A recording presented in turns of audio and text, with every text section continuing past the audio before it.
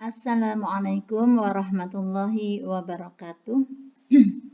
Alhamdulillah, selamat bertemu lagi anak-anak dengan Bu Aminah di pelajaran IPS subtema 2 untuk tema 7. Kali yang akan kita pelajari adalah mengidentifikasi faktor-faktor penting penyebab penjajahan bangsa Indonesia dan upaya bangsa Indonesia dalam mempertahankan kedaulatannya. Nah, yang akan kita pelajari, yang pertama, menjelaskan peristiwa detik-detik proklamasi kemerdekaan Indonesia. Yang kedua, proses pembentukan NKRI, Negara Kesatuan Republik Indonesia.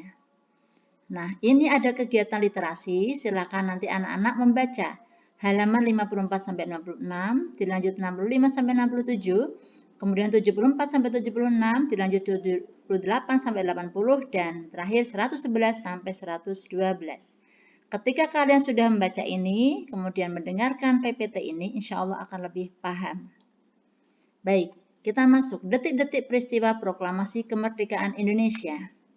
Pada tanggal 9 Agustus 1945, 3 tokoh pemimpin Indonesia berangkat ke Dalat, Vietnam untuk bertemu Jenderal Terauchi. Jenderal Terauchi ini adalah jenderal dari Jepang, ya, karena waktu itu yang menjajah Indonesia adalah Jepang. Jadi Jepang menguasai wilayah Indonesia.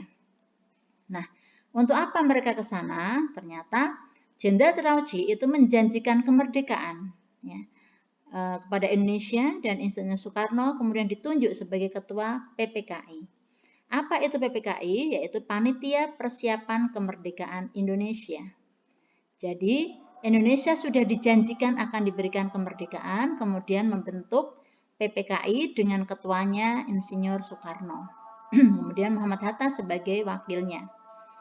Lanjut, sebelum ke tanggal 14 ini, ada kisah bahwa di Jepang telah terjadi pengeboman oleh sekutu, ya, yaitu 2 kota di Jepang, Nagasaki dan Hiroshima, dijatuhi bom, yang itu menyebabkan Jepang kalah dengan sekutu. Pada tanggal 6 Agustus itu yang dibom adalah Hiroshima, kemudian tanggal 9 Agustus yang dibom adalah Nagasaki. Dengan demikian, Jepang telah mengalami kalah telak. Dan ini salah satu tokoh pemuda Indonesia namanya Sultan Syahrir telah mendengar berita ini. Itulah yang menjadikan semangat para pemuda untuk menjadikan Indonesia semakin kuat untuk bisa merdeka. Kita lanjutkan. Pada tanggal 14 Agustus 1945, ketiga tokoh kembali ke Indonesia. Kemudian Kaisar Hirohito memerintahkan kepada seluruh pasukan Jepang untuk menyerah.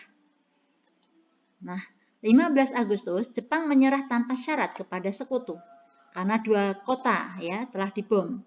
Terjadi pertemuan antara golongan muda dan golongan tua. Golongan muda mendesak I.R. Soekarno dan Hatta memproklamasikan kemerdekaan.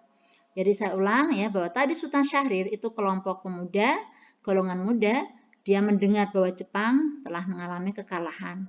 Dia mendesak kepada I.R. Soekarno dan Bung Hatta dan para tokoh untuk segera, ya, memerdekakan Indonesia karena Jepang kalah. Dan ternyata keinginan para pemuda tersebut tidak langsung disetujui oleh para golongan tua. Golongan tua tidak setuju kalau terburu-buru. Dia harus mengadakan dulu disetujui atau dimusyawarahkan dengan PPKI, karena PPKI adalah Panitia Persiapan Kemerdekaan Indonesia.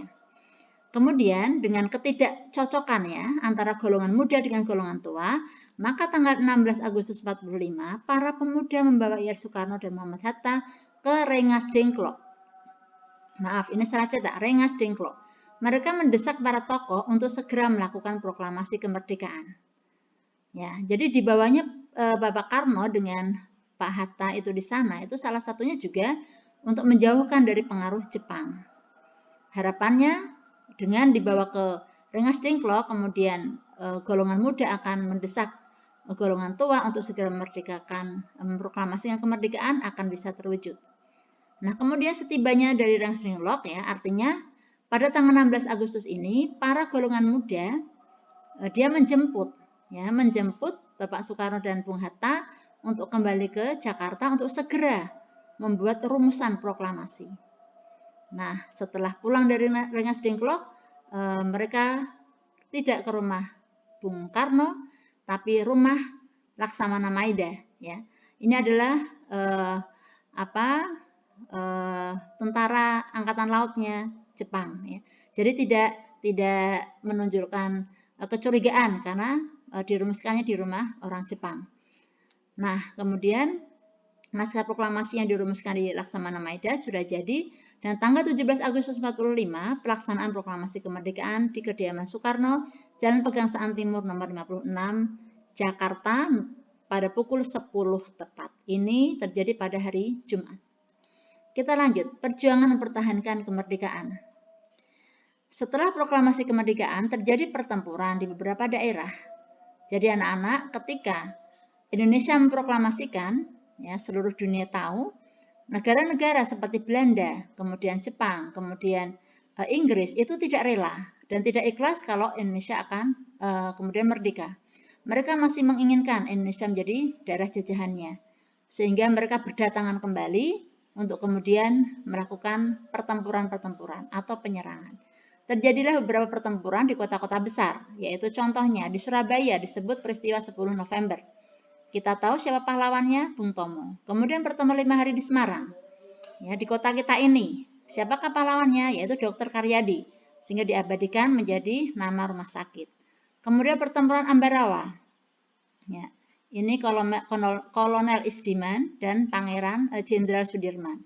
Kemudian pertempuran di Bandung, yang kita sebut Bandung Lautan Api. Ya, Muhammad Toha. Nah, ini contoh ya, contoh perlawanan-perlawanan yang terjadi pada saat setelah kemerdekaan, dan alhamdulillah para pahlawan Indonesia di masing-masing kota terus berjuang untuk mempertahankannya. Baik, kita lanjut. Ada pembentukan pemerintahan negara Indonesia. Setelah memproklamasikan kemerdekaan dibutuhkan kelengkapan sebagai negara. Kita tahu kapan diproklamasikan kemerdekaan Indonesia? Tanggal 17 Agustus 1945. Nah, itu kemudian diadakanlah sebelum itu pengesahan dan pemilihan presiden dan wakil presiden. Kemudian yang kedua, pembentukan lembaga-lembaga negara. Nah, pengesahan dan penetapan UUD 45 tanggal 10 sampai 16 Juli 1945, dan kemudian dipilihnya Presiden I.R. Soekarno dan Muhammad Hatta oleh PPKI pada tanggal 18 Agustus 1945. Selanjutnya pembentukan lembaga-lembaga negara. Ada pembagian wilayah Indonesia menjadi 8 provinsi, yaitu Sumatera, Jawa Barat, Jawa Tengah, Jawa Timur, Sunda Kecil, ya, Sunda Kecil, kemudian Maluku, Sulawesi, dan Kalimantan. Sunda Kecil itu termasuk di situ adalah pulau-pulau di sekitar Jawa Barat ya.